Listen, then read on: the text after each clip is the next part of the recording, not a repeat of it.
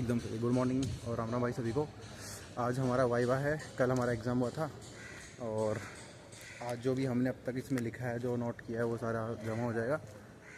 Exam का हमने आपको बता दिया कैसे क्वेश्चन आते हैं, क्या क्या कुछ पूछा जाता है, और अब हम वाइवा का एक्सपीरियंस शेयर करेंगे आप लोगों के साथ। और जो लोग अभी CBT फर्स्ट एग्ज़ाम देंगे 2025 असिस्टेंट लोको पायलट वाली एग्ज़ाम, उन लोगों के लिए एक सजेशन है भाई। तुम लोग अगर फिजिक्स पढ़ रहे हो, देखो हो सकता है मैं जो वीडियो बनाता हूँ तुमको चैप्टर वाइज वो मैं पूरे ना करा पाऊँ, ठीक है, ये हो सकता है। लेकिन तुमको क्या करना है, ध्यान रखना है, स्पेशली अगर तुम लोग फिजिक्स से पढ़ रहे हो तो वो जो चैप्टर है ना लेंस और दर्पण वाला, उसको बहुत ढंग से पढ़ लेना। और लाइट ऑप्टिक्स वाला जो टॉपिक है प्रकाश, उसको अच्छे से पढ़ लेना। प्रकाश से रिलेटेड जितनी भी घटनाएं होती हैं उसको बहुत बहुत अच्छे से कर लेना। परसेंट 100% आएंगे वहाँ से, ठीक है। और लेंस की क्या होता है वो m बराबर मैग्नीफिकेशन, वो फॉर्मूला ना, उसको याद कर लेना। गति का जो नियम है जितने भी, उससे रिलेटेड एक दो प्रश्न एक न्यूमेरिकल्स आ सकता है वहाँ से, वो पढ़ लेना। हीट एंड एनर्जी सॉरी, ठीक है। तो ये टॉपिक अच्छे से कर लेना। ये फिजिक्स के बहुत हाईलाइटेड टॉपिक है, इनसे रिपीटेड प्रश्न बार बार आते हैं, तो भाई प्लीज़ अच्छे इन टॉपिक्स को अच्छे से कर लेना।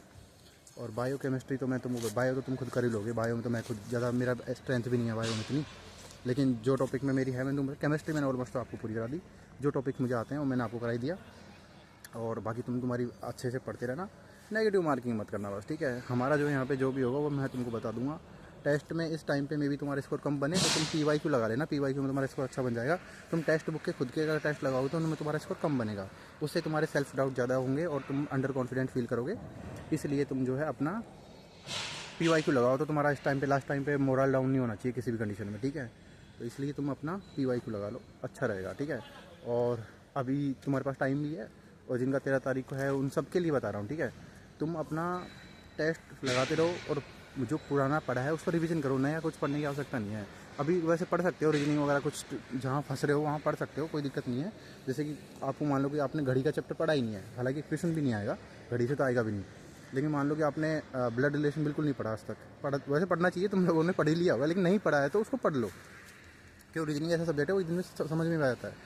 और मैथ्स के जो इजी टॉपिक है उनका रिवीजन जल्दी करो, क्योंकि वो तो तुमको आते ही हैं। बिना रिवीजन करे हुए क्या पता उस एक गलती से वो छूट जाए, तो वो सब करो रिवीजन, ठीक है। हमारा वाइवा के बाद क्या होगा हम आपको वीडियो में बता देंगे कंटिन्यू। कल बढ़िया रहा सब कुछ। एग्ज़ाम कैसा होता है वो इंटरनल चीज़ है, वो तुमको बाद में बता भी नहीं सकता कैमरे पे, बढ़िया होता है, ठीक है। और सिंपल प्रश्न आते हैं, इतने वो टफ नहीं रहता सारा हिसाब। हम जा रहे हैं, ये जमा कराएंगे, इसके बाद में आपको बताएंगे। कल किसी एक भाई से मिलाया था धीरज से, आज तुमको कल फिर नेक्स्ट टाइम किसी और से मिला देंगे, तो साथ में सारी चीज़ें कंटिन्यू रहेंगी ऐसे जैसे। देखो भाई, पहले मैं बहुत शर्माता था कैमरा चलाते टाइम, अब शर्म नहीं आती, लोग देख के जाते हैं, मैं नहीं शर्माता अब मैं पब्लिक में वीडियो बना सकता हूँ। अब मुझे ऐसा लगने लग गया, कॉन्फिडेंस आता है धीरे धीरे कैमरे को। भाई तुमको ऐसा लगता है, तुमको नहीं, मतलब किसी को ऐसा लगता होगा कैमरे को फेस करना बहुत ईजी है, आओ और बोल लो। बंद कमरे में बोलना बहुत आसान होता है, ठीक है। पब्लिक में जाते हो तो ऐसा लगता है यार क्या सोच रहे होंगे, क्या बोल रहे होंगे। मतलब तुम कैमरा उठाओगे तुम्हारी आवाज़ बैठ जाएगी, पब्लिकली ऐसा होता है। लेकिन कोई नीड्स ओके, अब तो मुझे आदत पड़ी चुकी है, मैं पब्लिकली बनाता हूँ ज़्यादातर वीडियो वैसे भी, ठीक है। तुम पढ़ो अपना अच्छे से, कॉन्फिडेंस डाउन मत होने देना बिल्कुल भी। कॉन्फिडेंस का गेम है सारा, ध्यान रखना। तुम्हारी तैयारी 70% और 30% तुम्हारा कॉन्फिडेंस, आत्मविश्वास बहुत बड़ी चीज़ है, ध्यान रखना। तुम्हारी कम से कम 5-6 नंबर तो केवल तुम्हारे मोरल की वजह से, अगर तुम्हारा मोरल डाउन हुआ तो कम हो जाएंगे, और तुम अच्छी मेंटलिटी से एग्ज़ाम दोगे, स्ट्रेंथ अच्छी रखोगी। जैसे भी तैयारी तुम लोगों की है उस तैयारी पे तुम बस कॉन्फिडेंस रखना, कॉन्फिडेंस डाउन बताना, सेल्फ डाउट थोड़ी कम करना। जितने ज़्यादा सेल्फ डाउट करोगे दिक्कत में आ जाओगे, तो उस हिसाब से पढ़ना। हमारे अशोक भाई साहब भी आ रहे हैं, अब हम जाएंगे हमारे ट्रेनिंग सेंटर में, और इनको जमा कराने के बाद निकल जाएंगे, ठीक है। हाँ तो अशोक भाई, कल का एक्सपीरियंस कैसा रहा आपका? अच्छा था, बढ़िया था ना। कल भाई हमारा एग्ज़ाम, एक बार आपने धीरज को कल वीडियो में ले लिया मैंने, और धीरज ने अपना एक्सपीरियंस बताया। महाराज क्या बताएं महाराज लास्ट में सर ने 1 घंटा बोल के 10 मिनट में पेपर ले लिया तो कैसा रहा एग्ज़ाम का, बता दो थोड़ा सा। एग्ज़ाम अच्छा था, जो पढ़ाया था उसी में से क्वेश्चन हाँ सिंपल आते हैं। जो लोग नए जा रहे हैं वो, आप ट्रेनिंग में जिनका ज्वाइनिंग अभी बाकी है वो सुन लो। तो इतना बड़ा एग्ज़ाम पास करके आए हो तो ये तो कोई बहुत छोटी बात है। ऑप्शनल क्वेश्चन थे जिसमें ऑप्शन भी 2 ही थे, A और B, 4 ऑप्शन भी नहीं थे, और ट्रू और फॉल्स वगैरह था, ट्रू और फॉल्स था, और वन लाइनर थे जो मतलब सिंपल से सिंपल ही था। कुछ क्वेश्चन तो ऐसे थे कि जोन के हेड को क्या बोलते हैं, डिवीजन के हेड को क्या बोलते हैं, चीफ को, है ना, ऐसे तो ऐसे। लिखने वाले रिटर्न वाले जो क्वेश्चन थे, वो भी 5 simple क्वेश्चन थे, वो भी सिंपल ही थे। वो तो मैंने आपको बता भी दिया, उसमें हमने दीवार पे लिखे हुए, रूम में देख लेना, तुम लोग वीडियो में वो डाल आपको दूँ। 10-12 टॉपिक खुद ही बता देंगे, इसमें से आपको करना हाँ, होगा। आपको पता भी लग जाएगा जब तुम ट्रेनिंग में जाओगे, तो एग्जाम जैसे पास आएगा ना, तुमको हिंट मिल लगा देंगे, सर लोग ही बता देते हैं थोड़ा थोड़ा कि क्या क्या, तुमको खुद को भी समझ में आ जाएगा फिर उसमें से, तो ना 7-8 टॉपिक वो खुद ही बता देते हैं, उसमें से 3-4 करने होते हैं। हाँ, आज हमारा वाइवा है, और उसके बाद में तुमको बताएंगे वाइवा कैसा होता है। अभी तो हमारा ये सब जमा होगा जो हमने अब तक खाता, सफ़ेद खाता बनाया है, ठीक है। होती है जो इसको जमा कराना है आप। ये जमा कराएंगे, जमा कराने के बाद में आपको हम नेक्स्ट बताएंगे, ठीक है। पढ़ो जब तक तुम तो अच्छे से, ये हो। और भाई हम भी खुश हैं, बहुत खुश हैं हम भी। मेरे से बहुत सिंपल पूछा है सर, बहुत बहुत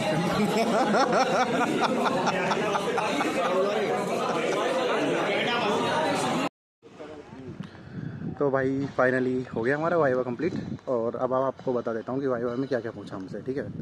मैं अभी खाना खाने जा रहा हूँ। अभी हमारा 2 सेक्शन में हमारा वाइवा चल रहा है। पहले सेक्शन में हमारा हो गया 30 बच्चों का, बाकी के 30-40 जो भी हैं उनका अब चल रहा है सेकंड हाफ में। तो फर्स्ट हाफ में हमारा हो गया। क्या पूछा मैं बताता हूँ। मेरे बगल में एक लड़का बैठा है, जानते हो तुम उसको, मेरी वीडियोज़ में आए काफ़ी बार, रॉबिन सिंह है ना, राणा जिसको मैं बोलता हूँ। वो उससे पूछा कि बता, पेंटो के ऊपर जो एक स्ट्रिप लगी होती है, स्ट्रिप तो बोला भी नहीं था सर ने, वो एच से जो लाइट आती है सबसे पहले पेंटो के कौन से पार्ट को टच करती है। तो उसने बता दिया कि भाई कार्बन स्ट्रिप होती है। उससे एक पूछा और फिर मुझे खड़ा कर दिया, भाई मीना जी खड़े हो जाओ। फिर बोला कि भाई तू बता कि पेंटो जो होता है वो राइज होने के बाद में वो चीज़ से टच होता है, रेज होने के बाद में, तो उसको रेज करने के लिए जो है किसको यूज़ करता है, कौन है जो उसको रेज करके रखता है, मतलब होल्ड करके रखता है ऊपर। तो मैं बता दिया भाई बेबी कंप्रेसर होता है, ठीक है। मुझे पता था इसका। सर का अगला क्वेश्चन आया कि बेबी कंप्रेसर कैसे वर्क करता है, मतलब उसको वो रोके कैसे रखता है। मैंने बोला सर एयर प्रेशर से। फिर बोला कि उसको एयर प्रेशर कौन देता है। मैंने बोला सर बेबी कंप्रेसर देता है। फिर बोला कि अगर आइसोलेट करना हो तो इसको पेंटो को तो किन चीज़ों का कैसे यूज़ करा जाता है। तो मैंने वो भी बता दिया सर को कि भाई मतलब न्यूमेटिक पैनल में जो है 2 कोक होती हैं जो पेंटो 1 पेंटो 2 करके होती है, वो मतलब मुझे एक लड़के ने ये वाली बात तो मुझे पीछे से बता दी थी भाई ने, न्यूमेटिक पैनल वाली बात। बाकी चीज़ें मुझे आती हैं। तो ऐसा हुआ अब तुम्हारा होगा वाइवा वगैरह एग्ज़ाम्स भी, जो एग्ज़ाम में आता है वही वाइवा में आता है बेसिकली, क्योंकि चीज़ें तो सारी वही है ना। कुछ चीज़ें आपको लिखनी होती है, कुछ चीज़ें आपको बोलनी पड़ती हैं। एट दी एंड होता है वही है, बहुत नॉर्मल सा होता है, इतना घबराने की आवश्यकता नहीं है तुमको। अब कुछ लोग बोलेंगे मतलब हमारा तो बहुत टफ हुआ, तो भाई सब अलग अलग जगह का अलग अलग इंस्ट्रक्टर सर अलग अलग होते हैं बिहेवियर सबका। तो हमारा तो अच्छा ही हुआ, बहुत पोलाइटली पूछा, बहुत पोलाइटली हमने जवाब दिए, और हमारा तो निपट गया। अब हम फ्री हैं यहाँ से बिल्कुल। कल परसों एक दिन बाद हमारा मतलब कॉन्फ्रेंस हॉल में हमको बिठा के, और जो यहाँ पे DME सर हैं, शायद सीनियर डी सर हैं, वो हमको जो है ब्रीफ कर देंगे, एड्रेस करेंगे एक तरीके से। तो मैं एक चीज़ दिखा देता हूँ बीच में, देख रहे हो WD-40। कोई बोल रहा था भाई हमको तो आपको ये चलाते हुए देखना है, तो देख लो तुम्हारे सामने ही खड़ा है। वैसे तो ये यहाँ पे फाटक नहीं है, क्योंकि यहाँ पे हम शेड में है, तो यहाँ पे फाटक नहीं होते। बार बार गाड़ियाँ शंटवंट होती है, 2-2 शंटिंग होती रहती है, और यहाँ पे वो भी है यार्ड, तो उन सब का भी काम चलता रहता है। तो ये बहुत बढ़िया हुआ वाइवा, मतलब मज़ा आ गया। मेरे से तो सिंपल ही पूछा वैसे भी। अगर मुझसे माइक्रो प्रोसेसर के अंदर कुछ सेंसर वेंसर पूछ लेते तो ज़्यादा दिक्कत हो जाती मेरे को। कोक वगैरह थोड़ी बहुत मैंने पढ़ी ली थी, ज़्यादा नहीं पढ़ता मैं, बहुत कम ही पढ़ता हूँ वैसे भी, लेकिन जितना पढ़ा उसमें से पूछ लिया तो बढ़िया हो गया मेरे लिए। तो ऐसा है भाई, तुम लोग भी दो अपना इलेक्ट्रिक लोगों के लिए अगर पढ़ रहे हो तो मतलब तुम्हारी ट्रेनिंग होगा, इलेक्ट्रिक का भी होगा, तो ध्यान रखना कैब चेंजिंग पढ़ लेना अच्छे से, और how to energise loco, 3 phase loco पढ़ लेना। और अपना जो है तुमको सिंगल फेस में क्या पढ़ना है उसका बता देता हूँ मैं, ठीक है। सिंगल फेस में तुमको केवल जो सर्किट होता है ना, वो HE से लाइट आती है, फिर कैसे कैसे जाती है भाई, पेंटो, DJ, QLM, ये सब पढ़ लेना आप, ठीक है। तुम जाओगे तुमको पता लगेगा। और इसके अलावा ड्यूटी ऑफ ALP ये सब पढ़ लेना, उसके बाद तुम फ्री हो जाओगे तुम बिल्कुल भी। बताऊंगा फिर मैं आपको जो भी आगे वैसे बहुत सारी वीडियो लाऊंगा, टेंशन क्यों ले रहे हो तुम। अभी कुछ बढ़िया सा खा के आता है खाना वाना। खाना खाने के बाद में जो है हम रूम में जाएंगे, आराम करेंगे, और फिर आराम ही करेंगे अब तो जब तक नेक्स्ट अलीपुरद्वार हमको भेजेंगे यहाँ से। लोकेशंस नहीं बतानी होती है यूट्यूब पे, कोई बात नहीं, बता देता है, छोटी मोटी चीज़ है तो पता लग ही जाती है कैसे न कैसे। ठीक है, कोई नहीं, हम जा रहे हैं अभी, बताएंगे फिर आपको। मार्केट में आ ही चुका हूँ ऑलमोस्ट मैं। खाना ढूंढना पड़ता है यहाँ पे, अच्छा इन द सेंस यहाँ के लोगों को तो अच्छा ही लगता है, दिक्कत अपनी होती है वेज खाने वालों को। नॉन वेज वालों को तो कहीं भी मिल जाता अच्छा खाना। ये यहाँ से रेलवे कॉलोनी शुरू होती है हमारी, और यहाँ एक शीतला माता का मंदिर है जहाँ हम आ जाते हैं कभी कभार। और ये गलियाँ है भाई, छोटी मोटी, छोटा सा शहर है। यहाँ से थोड़ा आपको लगेगा गलियाँ हैं, स्ट्रीट है, तो क्या ऐसा ही है यहाँ पे। लेकिन इस जो ये पर्टिकुलर जगह की बात कर रहा हूँ 1 किलोमीटर की रेंज की, अगर 1 किलोमीटर से आगे जाओगे तो आपको कुछ बढ़िया शहर ऐसा मिल जाएगा। ये मंदिर है शीतला माता का यहाँ पे। अच्छा है, मैं कुछ खाने के लिए देखता हूँ, बढ़िया सा कुछ मिल जा रहा था। बाकी आप लोग करते रहो भाई कंटिन्यू, ठीक है। कुछ अलग वीडियो बनाएंगे तब उसमें अलग बताएंगे आपको। राम राम, ध्यान रखना अपना।